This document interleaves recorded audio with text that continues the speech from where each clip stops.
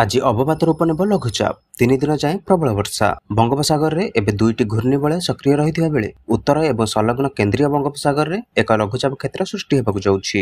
ଶୁକ୍ରବାର ଏହା ଉତ୍ତର ପଶ୍ଚିମ ଏବଂ ସଂଲଗ୍ନ ପଶ୍ଚିମ କେନ୍ଦ୍ରୀୟ ବଙ୍ଗୋପସାଗର ଏବଂ ଦକ୍ଷିଣ ଓଡ଼ିଶା ଉତ୍ତର ଆନ୍ଧ୍ରପ୍ରଦେଶ ଉପକୂଳରେ ଅବପାତରେ ପରିଣତ ହେବ ବୋଲି ଆଞ୍ଚଳିକ ପାଣିପାଗ ବିଜ୍ଞାନ କେନ୍ଦ୍ର ପୂର୍ବାନୁମାନ କରିଛି। ତେବେ 27 ତାରିଖ ଶନିବାର ବେଳକୁ ଏହା ଦକ୍ଷିଣ ଓଡ଼ିଶା ଉତ୍ତର ଆନ୍ଧ୍ରପ୍ରଦେଶ ଉପକୂଳ ଅତିକ୍ରମ କରିବାର ସମ୍ଭାବନା ରହିଛି। ଏହା ପ୍ରଭାବରେ ରାଜ୍ୟରେ ପ୍ରବଳରୁ ଅତି ପ୍ରବଳ ବର୍ଷା ହେବ।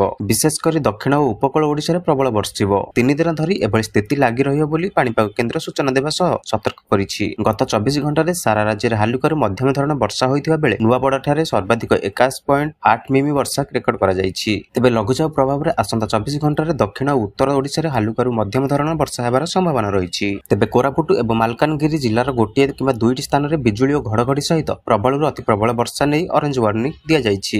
ଏହି ସମୟରେ ପବନର ବେଗ ଘଣ୍ଟା ପ୍ରତି 40ରୁ 50 କିଲୋମିଟର ରହିବା ସହ ଝଟକା ପବନ 60 କିମି ବେଗରେ ରହିବ ବୋଲି ସୂଚନା ଦିଆଯାଇଛି। ସେହିପରି ରାୟଗଡ଼ା, କଳାହାଣ୍ଡି, ନବରଙ୍ଗପୁର, ଗଞ୍ଜାମ, ଗଜପତି, ପୁରୀ, ଖୋର୍ଦ୍ଧା, କନ୍ଧମାଳ, ବାଲେଶ୍ୱର, ନୟାଗଡ଼ ଜିଲ୍ଲା ପାଇଁ ୟେଲୋ ୱାର୍ଣ୍ଣିଂ ଜାରି କରାଯାଇଛି। ଅନ୍ୟ ଜିଲ୍ଲାଗୁଡ଼ିକରେ କିଛି ସ୍ଥାନରେ ବିଜୁଳି ଘଡ଼ଘଡ଼ି ସହ ବର୍ଷା ହେବାର ସମ୍ଭାବନା ରହିଛି।